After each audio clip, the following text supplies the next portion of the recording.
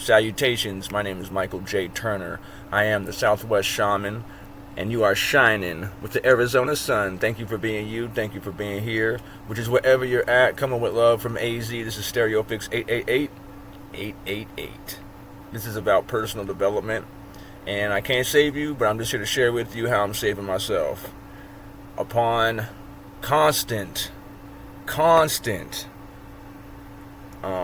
examination of my own life and through self-awareness, the only way I could begin this journey of transformation and transmutation, I've revealed this concept. If my family had been full of people like me,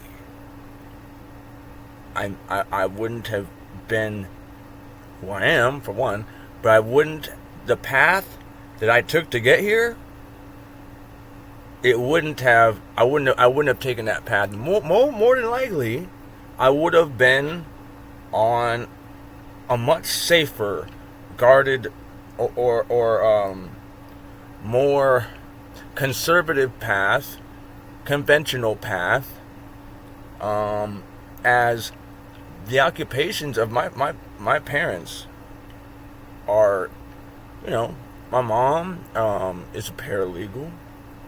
She's retired. She's essentially retired, but she still works in her 70s. And my father was an architect. I lost him when I was 19. 2 months after I got shot in the face. Okay. Through which I only survived because I drove myself to the hospital. The whole point of this is, besides those activations that I mentioned that happened for me, is that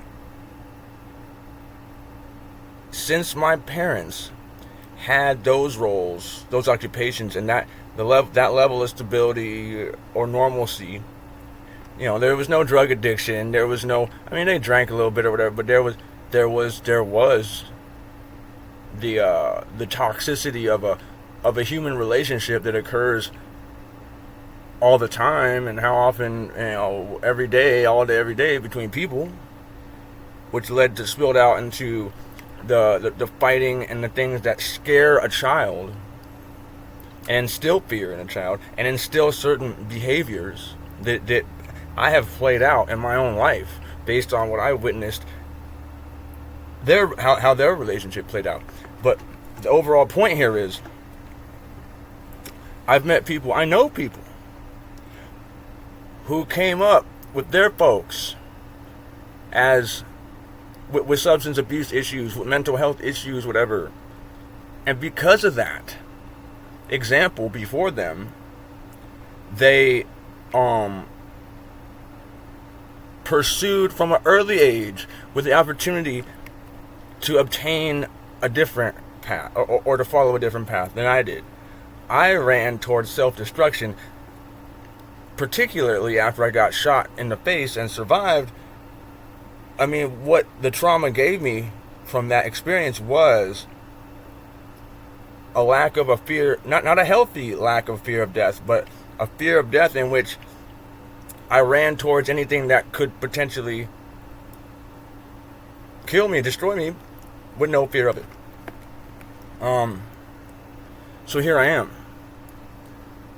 after about 2 decades of opiate abuse and all sorts of other street hedonism, all the debauchery, toxicity in relationships that was, brought to me, but I met equally.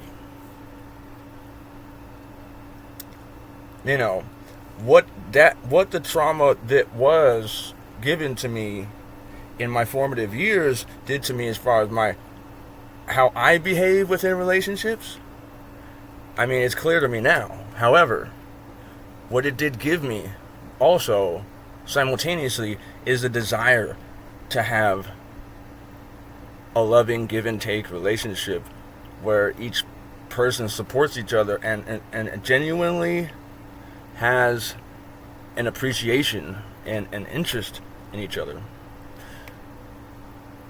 So, but Everything else, man, I had to fight. I had to suffer in order to alchemize the rest of my life.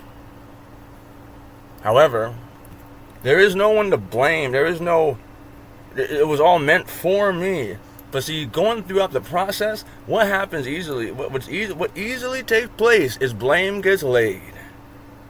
When I'm the only one responsible for accepting the direction I headed. I went and the direction I headed, and I found that out a long time ago. So there's no one to point the finger at for anything in my life except for me. However, in my formative years, the things left open to my interpretation and the things left open to my imagination, I suppose, or the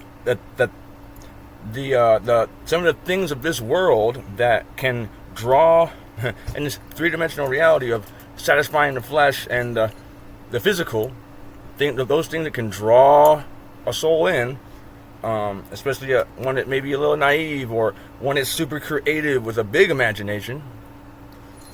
I became embodied by those things. I embodied those things for a long time. So, I guess the jewel here is, besides everything else I've spoke on, is if you're a parent, if you have the opportunity to raise children in your life, if that's your purpose, if that's your thing, if that's something you did on purpose or fell in your lap, either way, give them the knowledge and let them come. Just make sure you can communicate. That's it, man. Communicate. Give them the knowledge and figure out how. I don't know how. I'm not a parent.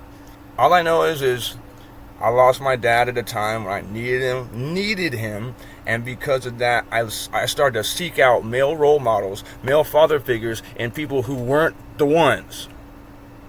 People who were just dope fiends, basically, but like 20 years older than me, 30 years older than me. People who were what I wanted them to be at the time. And not to say that those people didn't give me gems, but and know this, man. As a father, your interactions with your daughter will teach her how a man is supposed to treat her, and as a mother, vice versa. And beware of codependency, because it's something that can easily form when you're trying to take care of your child, especially when it's life and death. What choice does a parent have? Watch their child perish? Watch their child become incarcerated for 15 plus years? So just do yourself a favor and do you. And as I can encourage anybody,